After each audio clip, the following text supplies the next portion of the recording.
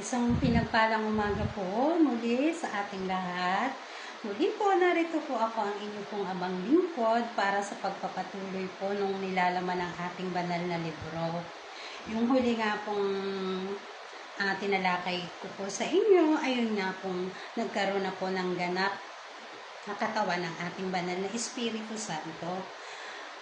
Habang ang atin pong Diyos Ama, ang Panginoong Hesukristo ay nananatili pong isang bilog pa lang din sa kalawakan. So, yung bato po ng pag-ibig kung saan po nabuo yung ating Diyos na kataas-taasan ay ganap na pong humiwalay sa planetang Venus upang magsilbi po siyang tungtungan ng ating Diyos na kataas-taasan dahil nga po yung kalawakan ay kailangan niyang libutin. Kasama po ng kanyang pinakamamahalang ating pong Diyos Ama, ang ating Panginoong Hesukristo, ang amang buwan na nananatili po na lagi pong nakatapat sa bandang ulo po ng Diyos na kataas-taasan.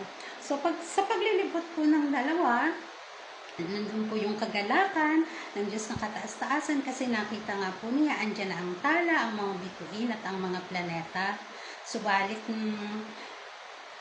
yung kauna-unahan pong bituin at tala na nabuo nung hiniling po ng Diyos Espiritu Santo na magkaroon sana siya ng kawangis na liwanag, yung kauna-unahang tala po at bituin. Sa halip po na yung ningning at liwanag na ipinagkaloob sa kanila, mas pinili po ng dalawa na ito na lumamlam at magkaroon ng kulay pula. Dahil nga po, hinangad po ng dalawang ito na yung katayuan sana ng bathalang inang araw at amang buwan ay sa kanila. So malinaw po na sa kalawakan pa lang, nandiyan na po ang inggit at pagnanasa na agawin ang kapangyarihan sa ating Diyos na kataas-taasan. So, ang dalawa pong bituin na to ay mas pinahintulot po ng ating banal na Espiritu Santo na sa kalawakan pa lang po ay magkaroon na po sila ng markadong sila yan. Ang hari po ng kadiliman at ang lihim na reyna niya. Si Satanas po at ang lihim na reyna niya ay wala pong iba kundi si Magdalena. Ang Magdalenang tinutukoy ko po ay hindi po kagaya dun sa awiting ang babaeng mababaang, kalapating mababaang lipad.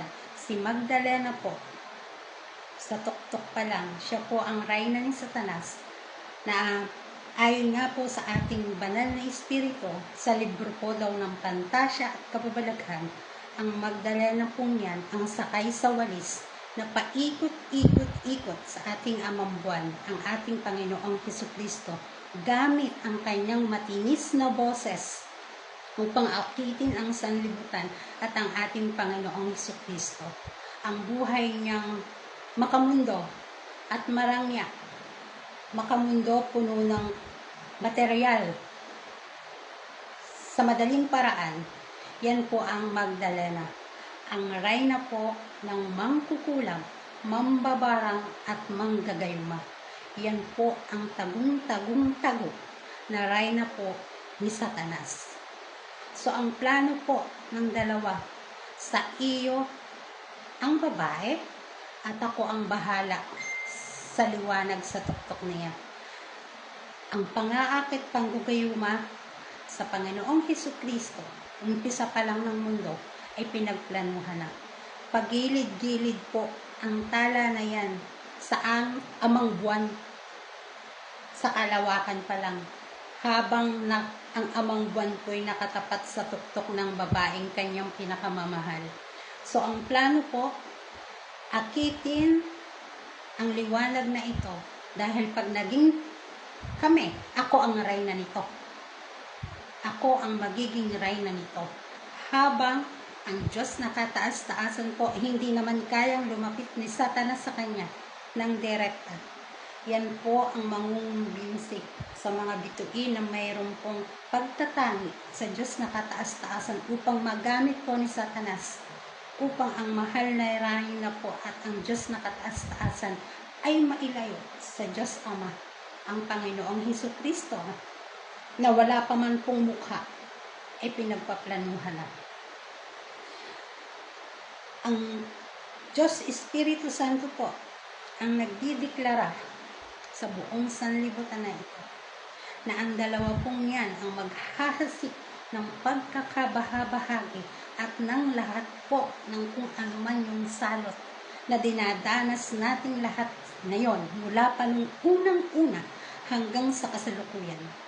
Ang hari at ang reyna po ng pampunang kadiliman, ang mangkukulam, mambabarang at ang mga manggagayuma po na yan ay kampo ng dilim, naggagawa ng ritual sa dilim para magkaroon sila ng kapangyarihan at mahigitan ang kapangyarihan ng totoong Diyos.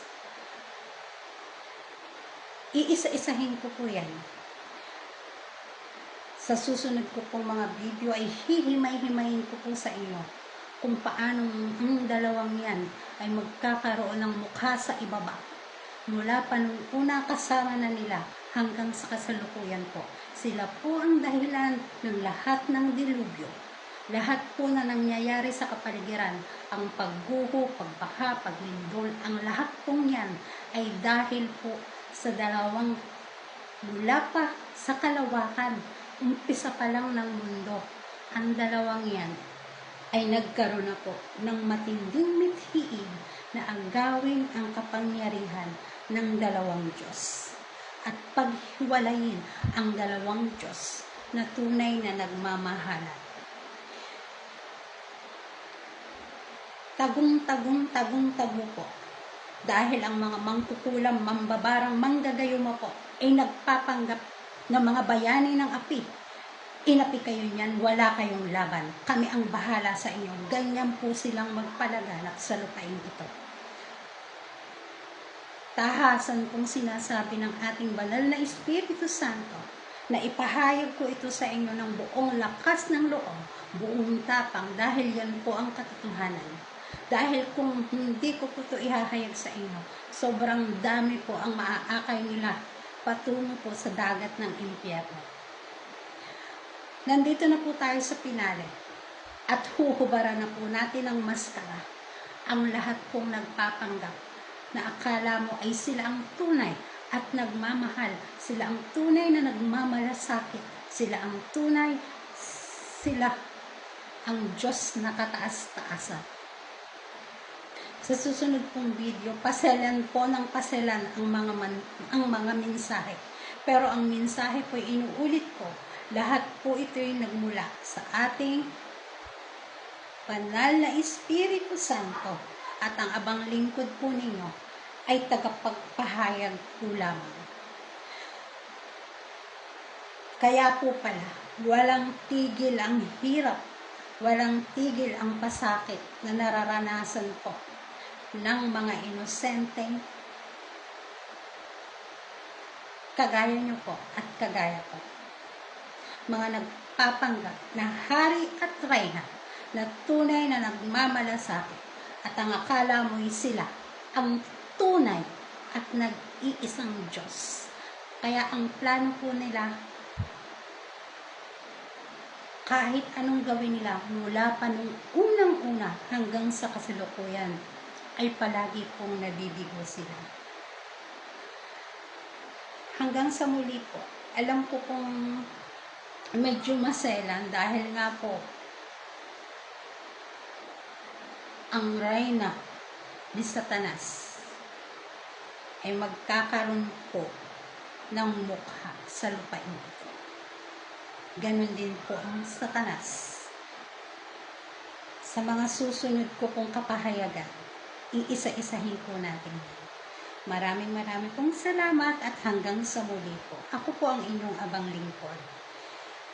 Wala po akong ipinakikilala na kahit na ano, isang abang lingkod po. Tagapamalita, tagapamahagi, kung ano po ang mensahe ng ating banal na Espiritu Santo. Maraming pong salamat at hanggang sa muli. Bye-bye! Paalam! Mabuhay po tayong lahat.